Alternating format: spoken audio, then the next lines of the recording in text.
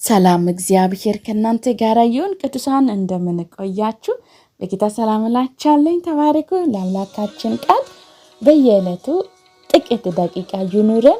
ደግሞ በየዕለቱ አንዲት ምዕራፍ ማንበብ በጌታ እንዳትረሱ፣ ማለት ሌላ አይደለም፣ በጌታ እሱን እንዳትረሱ፣ ምክንያቱም የሚያዋጣን እሱ ነውና እና ተባረኩ። ወደ ዛሬ ሐሳብ ነው የምንሄደው። ድንቅ የሆነ የአምላካችን ቃል እንድናነብ ጊዜ ሰዓትን አሳልፈን በጌታ ስም ወደ ዛሬ ሐሳብ ልመለስ።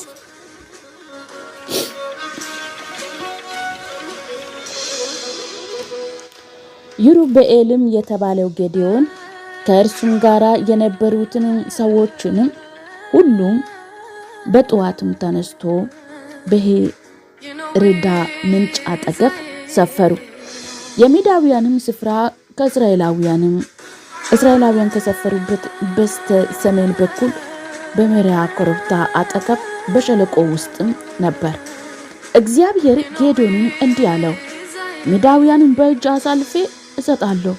አብሮ ያሉ ሰዎች በጣም ብዙ ናቸው። እስራኤላውያን የገዛ ኃይላቸው እንዳዳናቸው በመቁጠር እንዳይታበዩብኝ ማንንም የፈራ ቢኖር የገለአድን ተራራ ትቶ ወደ መጣበት ይመለስ ብለህ ለሕዝብ አውጅ። ስለዚህም 20,000 ሰዎችም ሲመለሱ 10,000 ሰዎች ብቻ ቀሩ። እግዚአብሔር ጌዴዎንን እንዲህ አለው፣ አሁንም ሰዎች ብዙ ናቸው። ወደ ወንዝ ይዛቸው ውረድ፣ በዚያም እለይልሃለሁ አለ። ይህንን ከአንተ ጋር ይሄዳል የሚለው ከአንተ ጋር ይሄዳል፣ ነገር ግን ይህ ከአንተ ጋር አይሄድም የሚለው ከአንተ ጋር አይሄድም። ስለዚህ ጌዴዎን ሰዎቹን ወደ ወንዝ ይዛቸው ወረደ። እዚያም እግዚአብሔር ውሻ በምላሱ እየጨለፈ እንደሚጠጣ ሁሉ በምላሳቸው የሚጠጡ በጉልበታቸው ተንበረክኮ ከሚጠጡ ለይ አለው። 300 ሰዎች ውሃ በእጃቸው እያፈሰሱ ጠጡ።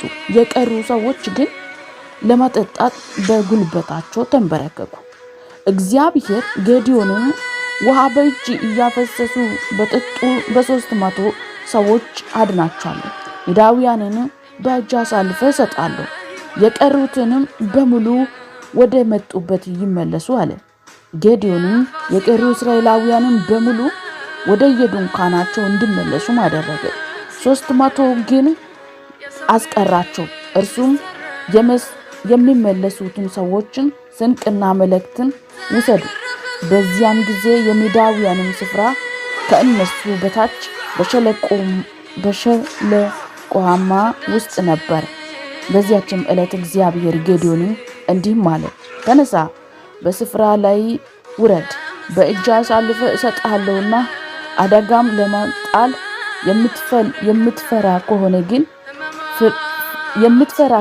ግን ፈርሃ ከተባለው አገልጋይ ጋራ ስፍራውን ውረድ፣ የሚሉትንም አዳምጥ። ከዚያም በኋላ በስፍራው ላይ አደጋ ለመጣል ድፍረትን ታገኛለህ።